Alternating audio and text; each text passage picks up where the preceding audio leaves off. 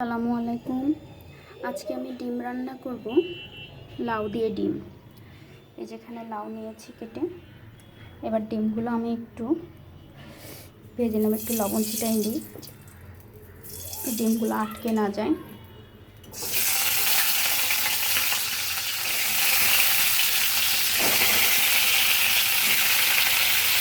একটু হলুদ দিয়ে দিচ্ছি, ডিমগুলো ভেজে নেব।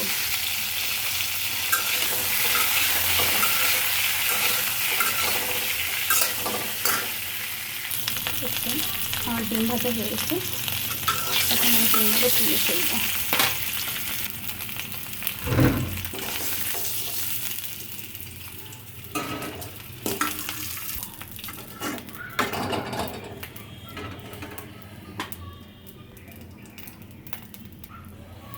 একে কড়াই আমি আর একটু তেল দিয়ে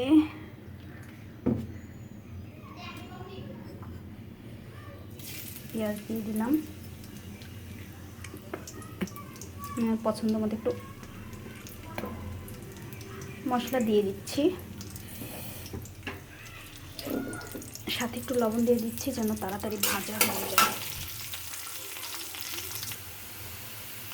তো আমার পেঁয়াজ ভাজা হয়ে এসেছে, এখন আমি লাউগুলো এখানে দিয়ে দিব।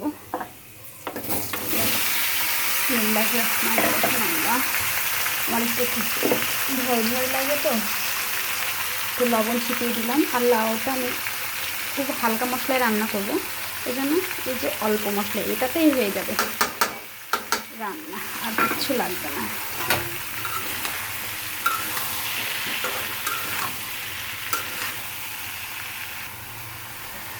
আমি 1 মুঠ মসুরের ডাল ছিটিয়ে দিয়েছি,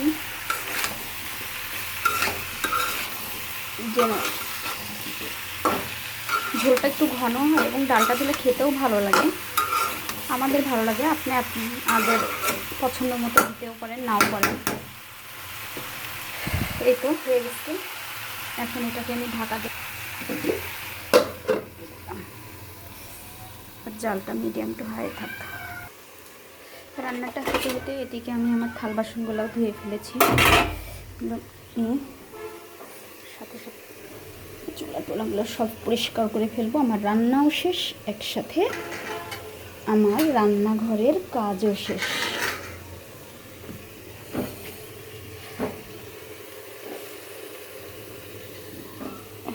দেখে আসি দুষ্টগুলা কি করে, খালি তো মারামারি করে। তোর মন খারাপ কেন? এমনি। আর তোর হাতের লেখা দেখি। এখানে একদিকে লেখা, আমার একদিকে না খাতা কিনে যেতাম, ওই ডাক্তার খাতাগুলি। এটা কি লিখতেছিস? সেরকম এক সিরিয়ালে লেখা কেন? লেখাগুলো লাইন বাই লাইন লিখতে বলছি না? হ্যাঁ, এরকম উপর থেকে নিচ লিখছিস, তুই কি সংখ্যা লিখতেছিস?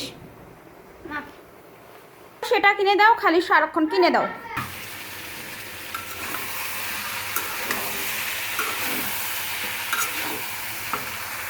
লাউটা যখন কষাতে কষাতে সিদ্ধ হয়ে আসবে, লাউয়ের পানি ছেড়ে দেবে, তখন আমি পরিমাণ মতো পানিটা দিব, যতটুকু ঝোল রাখবো তার থেকে একটু বেশি। আর কষা হবে, কষা হয়ে যাবে তরকারিটা।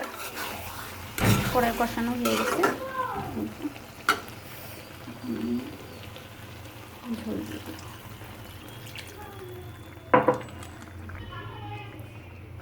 আর একটু পানি লাগবে, লাগবে না, ওটাতেই হয়ে যাবে।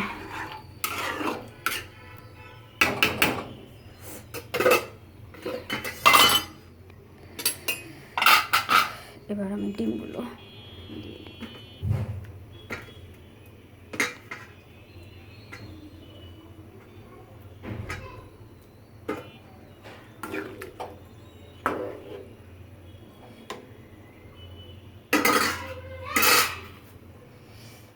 হতে থাক।